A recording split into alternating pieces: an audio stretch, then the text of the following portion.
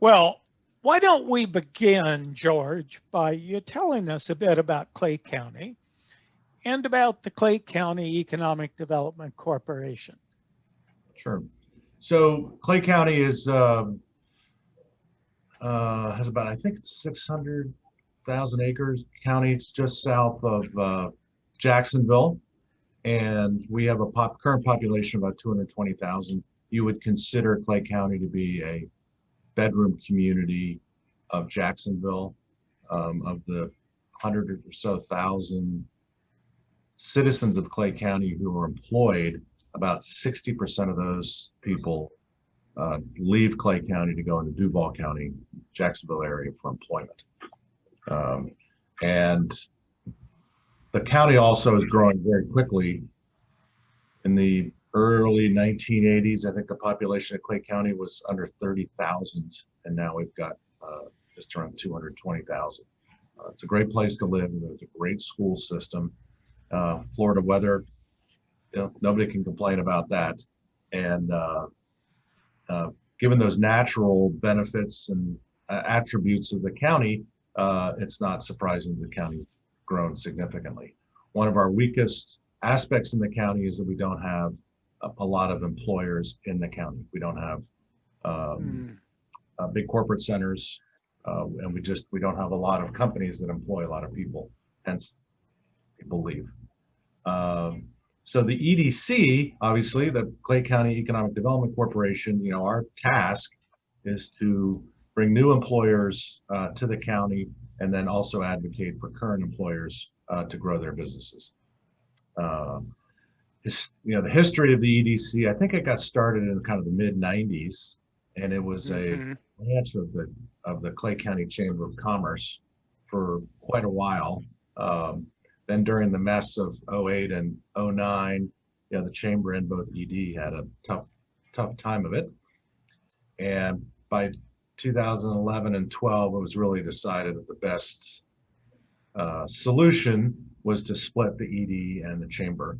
And I did some research on that and basically found out it feels like half the country, the chamber and ED are together, and the other half they're separate. But anyway, so we separated and reincorporated in 2013, and one of the reasons why we were able to do that was we finally convinced the county that they needed to put money into this. So they showed up with about 50,000, which is for a county of our size is nothing. And then we also got our private investors, the business community, to support us, and we incorporated in 2013. And it's just been we've grown significantly since 2013. We hired JJ Harris. Was it 2017, JJ? 2018? 2018. Yeah, back in the day. I think we can say back in the day. And the budget has grown significantly. Our efforts have grown significantly, and also our successes have shown up as well. So when did you get involved, George? From the very beginning? I got involved almost at the very beginning. I was very involved with the management of the chamber when we decided to split. And I think I came onto the board in 2015. And then 2017 or 18, I got elected as chair. My term actually is up next year. One of the benefits is my office is next door to JJ, so we have a lot of opportunity to collaborate. And my company is very prominent in Clay County. We own a lot of land, and our aspirations for Clay County are very long-term. And part of that shows up in our support of ED and their mission, because really what we want to do is create jobs inside Clay County so people don't have to commute, create a separate tax base than just houses, and improve the quality of life. And I feel like we're on the right track. And in a minute, we'll get into the governance things that we worked with you, Doug, but it all feels like we're heading in the right direction. Great. Well, thank you. Now, JJ, would you like to add anything? Sure. So as George mentioned, I came on in early 2018, and the board was looking for ways to establish itself. Some of the issues revolved around becoming a professional organization, looking at audits, governance, and fundraising, diversified funding streams, and to really start some programs that wrapped around site development. And so that's been our focus since then. The first process was obviously working on our governance, and then we started that process, and I'll go to the next question with the rest of Okay. how that. Now, where were you coming from, JJ? So I came from Laramie, Wyoming. I was the chamber director and EDC president and CEO. So we had done Laramie, Wyoming. a little cooler climate. Florida's a great place. Clay County is a great place to invest. Good. Now, our subject today is what you call the High Impact Governing Initiative over the past couple of years. JJ, why don't you tell us why you launched the initiative? What's the backstory, and describe the initiative in a nutshell? Then we'll get into greater detail, but give us the big picture. Why'd you get into it? What's it about? So the overall board operations of how you're taking a committee, a chamber committee, establishing a full functioning board, a separate board, and then attending about a year into the process of being here, you kind of felt that, board members wanted more engagement. They wanted to know how to get on the board, how to get off the board. They wanted a more significant role in decision making. They wanted diversified viewpoints on the EDC investment, and they also wanted diversified funding streams. So there have been different models out there that they had looked at, but it all wrapped around how we were structured, how we got people involved, what areas they were from, and then that's when the board decided to look at the governance and that implement really targeted plan. So what is the initiative, this High Impact Governing Initiative? So it first started off with how do we get more input from the community? How do we get, you might say, a limited bench of corporate investors in the county? How do we get those targeted industries represented? How we get them on the board? How we get them off the board? Successful planning with any business. You've got to begin with an end in mind. And so we started out with looking at our bylaws. We started looking at our accounting procedures. Then we changed and adapted, hired a consultant, went out and started grant writing so we could hire a consultant to come in and advise us on the best course of action, look at new modern techniques. In reality, our board meetings were getting stale. It was book reports. And I heard that time and time again, and it's just the way it was structured and operating. I would give a report. Hey, these are our actions, and there was no real input from the board. Maybe once a year you do the retreat, planning retreat, but there needed to be more. And I sensed that. And it was very important with George's leadership that we were to go out and find the best mechanism, because we have very talented board members and we need to utilize their expertise to the fullest, because we've got a limited amount of time with them each month, every other month, whether it's a committee meeting or a board meeting, and we need to maximize that effort. So bottom line, you didn't feel you were capitalizing on the board as an asset. Absolutely. It was falling short of its governing potential, you might say. So this initiative was aimed at taking governance up a notch. Absolutely. Generally, and particularly the board's role and structure and processes and so on. Now, as I understand it, a key milestone was a day-long meeting, a retreat, if you will. George, would you tell us about that? What happened? And just to piggyback on what JJ said, so the ED got formed in 2013, We had 10 or 11 board members. Every board member, was re-elected annually. We had a couple committees, but they rarely met. And we tried to manage the function of governance at our monthly board meetings, and it just wasn't working. Mm. And I've seen time and time again where organizations like this, where nonprofit organizations fail because the governance structure is weak, right? And one aspect of a weak governance structure is a lack of continuity from one chairman to the next, and the chairperson is always responsible for the broad governance issues to make sure that the board and the staff meet those requirements annually. We want to make that part of our governance culture, that we are doing our job from a governance perspective. So JJ and I talked about, our view was it was weak. It was working only because we had a bunch of committed people, but it was weak. And we decided we needed a consultant to come in and basically lead us through a conversation about how to improve our governance structure, which, Doug, that led us to you. So our meeting, we had a full day meeting. It was the last day we were allowed to meet in person before COVID showed up. March 2020, right? Exactly. And I'd say we spent probably the first 30–40% of the time together just going over people's views of ED and Clay County, and just getting a better sense of where we wanted to go strategically.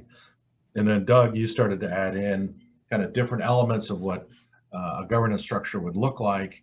And we had this back and forth in terms of, we need this, we don't need that, that would be appropriate. And by the end of the day, we had settled on the structure of 4 very significant committees, which would do the heavy lifting, do the deep thinking in 4 particular areas, right? And then those committees would share that with the board, not every month, but we went to a bi-monthly meeting structure. And we put this in place, I think we put this fully in place in September of 20, and it's working fabulously. Our governance feels tighter, it feels more secure, and then the committees are actually doing that deeper dive work, and it's really it's been a great revised structure that we've incorporated into the management of our EDC. And I think one of the benefits was the county looked at this governance initiative that we took in place, and that gave them the confidence to say, these guys know what they're doing. And instead of having an annual contract with the county said, we're going to give you a 5-year contract and significantly increase our funding. So all good governance creates a lot of good outcomes, and that's certainly what we've seen over the last 9 months. So great.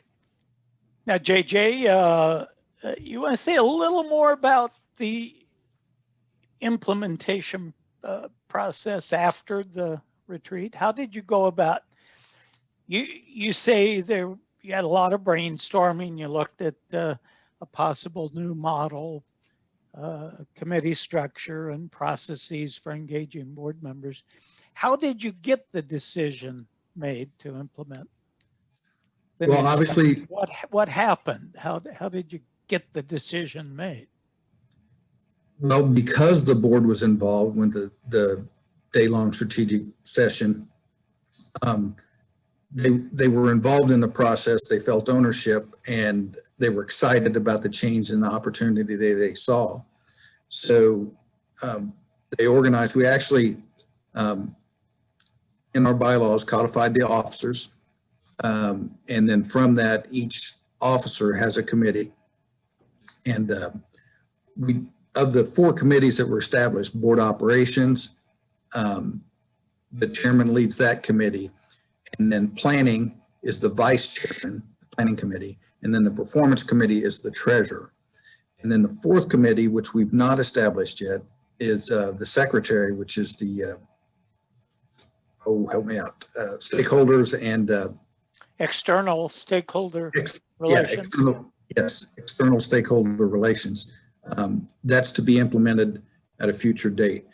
The most important part was obviously taking our board from the 11 members that it had and one vacancy. So really we had 10 members and increasing it to 21.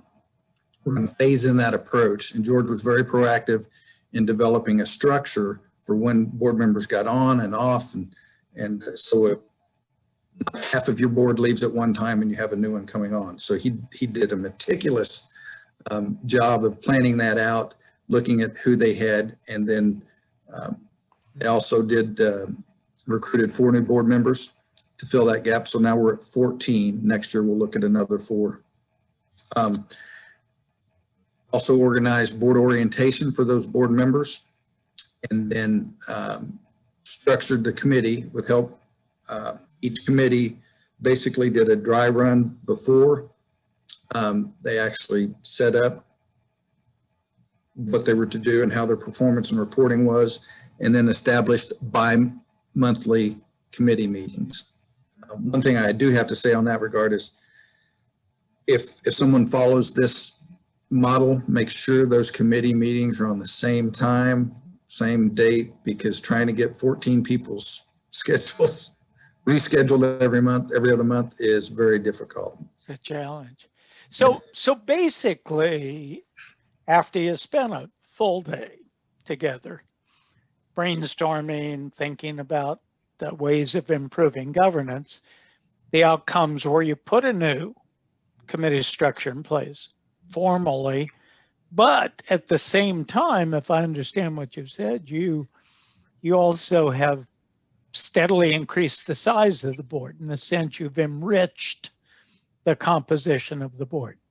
You've made it more representative, I assume, of the business community, and you're still in that process, right? On your way to, you said 21? Correct. So, and at the same time we were doing that, we also applied for the IEDC's AEDO program, and they came in and also gave us some mentorship. And as an accredited economic development organization, we were successful in that model at the same time. So we had a lot going on governance and structure and performance, and establishing our credibility as an organization in the community. George, anything to add to that before we go to our final question? I think specifically, we have 4 committees. So we have the operating committee, which is basically the executive committee, and the members of that committee are the chairs of the 4 committees, and the chairperson of the whole organization. And one thing that was stressed during our March strategic planning meeting, governance meeting, was taking care of the president and CEO, and the employees, in particular. JJ has a relationship with the EDC, and it's the operating committee's really number one responsibility to make sure that we have a good relationship and a good level of communication. Part of that, a big chunk of that, is compensation. So we have several months ago, we hired a compensation consultant to do a review of compensation throughout our firm, throughout the entity and the EDC, and we'll be implementing those changes in the next couple of months.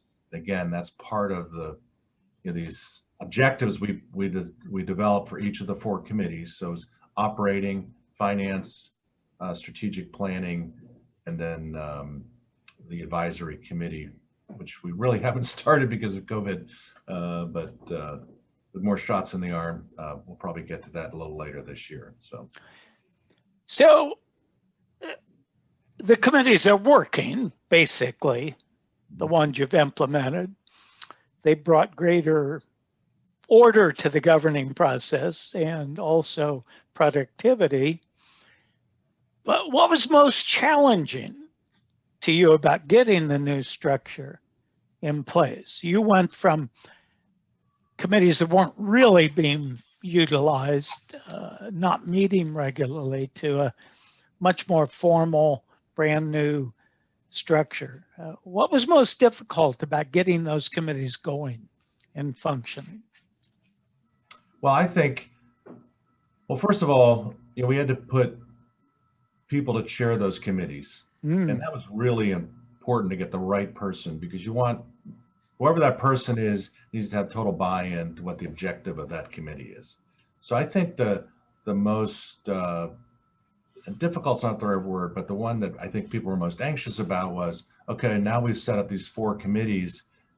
Is this actually going to happen? I mean, is the heavy lifting actually going to happen at these committee structures? Because, we're starting with a clean slate, a blank slate. And it probably took 2 or 3 meetings of each committee to kind of get a rhythm going. Each committee was responsible for developing its own set of objectives and goals and how it operates. That's part of our policies and procedures book at this point.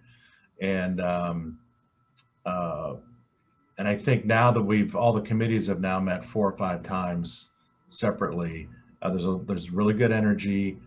They know that the work that they're doing at those committee levels is really important, and it's beneficial. We create better outcomes because we're having a better conversation about very specific things. We've also, the 5-year plan for EDC is now up. So we've hired a consulting firm to help us write a new 5-year plan for EDC. And that'll be coming out in June.